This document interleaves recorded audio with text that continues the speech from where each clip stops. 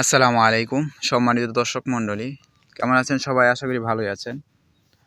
তো আমরা সূরা ফাতিহার দ্বিতীয় আয়াত নিয়ে আলোচনা করব।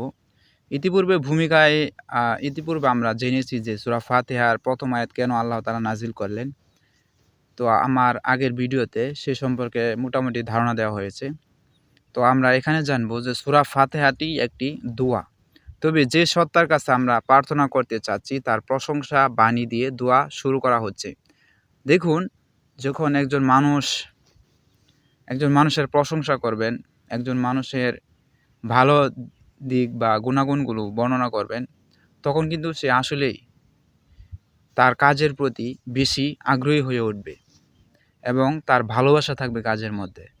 সে আনন্দের সাথে কাজ করবে। অনুরূপভাবে এখানে যে আল্লাহ তাআলা আর রহমান রহিম শব্দটি ব্যবহার করছেন, এর কারণ হচ্ছে যে একটি বিশেষত্ব বোঝানোর জন্য, যে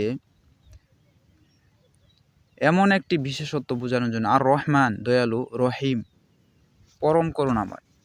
তো এটা কিন্তু সূরা বিসমিল্লাহির রহমানির রহিম এখানেও কিন্তু আমরা বলে থাকি। তো আমরা যখন একটা ভালো কাজকে ভালো বলেই শেষ করি, কিন্তু আমাদের মনের যে একটা পরিপূর্ণ ভাব সেটা প্রকাশ করা যায় না। এটা আমরা কিভাবে প্রকাশ করি? যে সে এমন একটি কাজ করেছে যে এটি ভালোর থেকেও ভালো, ভালোর থেকেও ভালো। এই জন্য আল্লাহ তাআলা এই দুইটি বিশেষণ শব্দ ব্যবহার করেছেন, যে আর রহমান রহিম দুটি বিশেষণ শব্দ ব্যবহার করেছেন।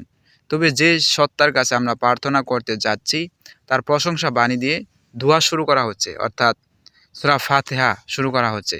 এভাবে যেন দোয়া চাওয়ার পদ্ধতি শিক্ষা দেওয়া হচ্ছে, অর্থাৎ দোয়া চাইতে হলে ভদ্র ও শালীন পদ্ধতিতে দোয়া চাইতে হয়।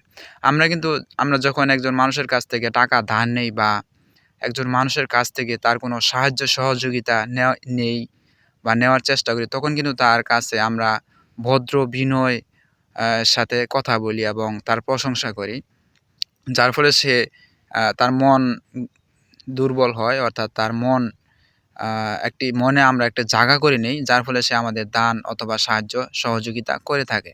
ঠিক অনুরূপভাবেই অর্থাৎ দোয়া চাইতে হলে ভদ্র ও শালীন পদ্ধতিতে দোয়া চাইতে হবে। কারোর সামনে গিয়ে মুখ খুলেই প্রথমে নিজের প্রয়োজনটা পেশ করে দেওয়া কোনো সৌজন্য ও ভদ্রতার পরিচায়ক নয়।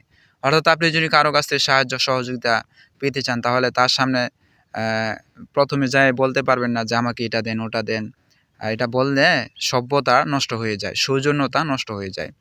যার কাছে প্রার্থনা করা হচ্ছে প্রথমে তার গুণাবলী বর্ণনা করা এবং তার দান, অনুগ্রহ ও মর্যাদার স্বীকৃতি দেওয়াই ভদ্রতার নীতি। যার কাছে আপনি সাহায্য চাবেন তার কাছে তার সাহায্য চাওয়ার পূর্বেই তার নম্রতা, ভদ্রতা বা গুণাবলী বা প্রশংসা বর্ণনা করাই সাহায্য চাওয়ার একটি ভদ্র নীতি। আমরা দুটি কারণে কারো প্রশংসা করে থাকি। প্রথমত, তিনি প্রকৃতিগতভাবে কোনো বিশেষ শ্রেষ্ঠত্ব ও গুণ বৈশিষ্ট্যের অধিকারী, আর ওই শ্রেষ্ঠত্ব ও গুণ বৈশিষ্ট্য আমাদের উপর কী প্রভাব ফেলে সেটা বড় কথা নয়। দ্বিতীয়ত, তিনি আমাদের প্রতি অনুগ্রহকারী এবং আমরা তার অনুগ্রহের স্বীকৃতির আবেগে উচ্ছ্বসিত হয়েই তার গুণাবলী বর্ণনা করি।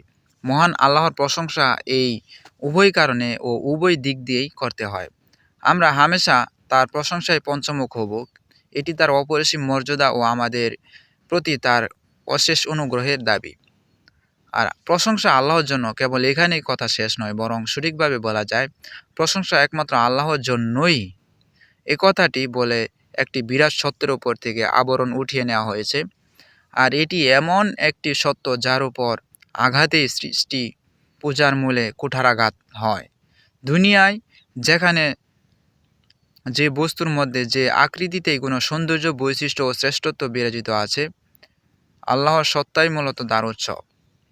কোনো মানুষ, ফেরেশতা, দেবতা, গ্রহ, নক্ষত্র তথা কোনো সৃষ্টি নিজস্ব কোনো গুণ, বৈশিষ্ট্য, শ্রেষ্ঠত্ব নেই, বরং এসবই আল্লাহর প্রদত্ত।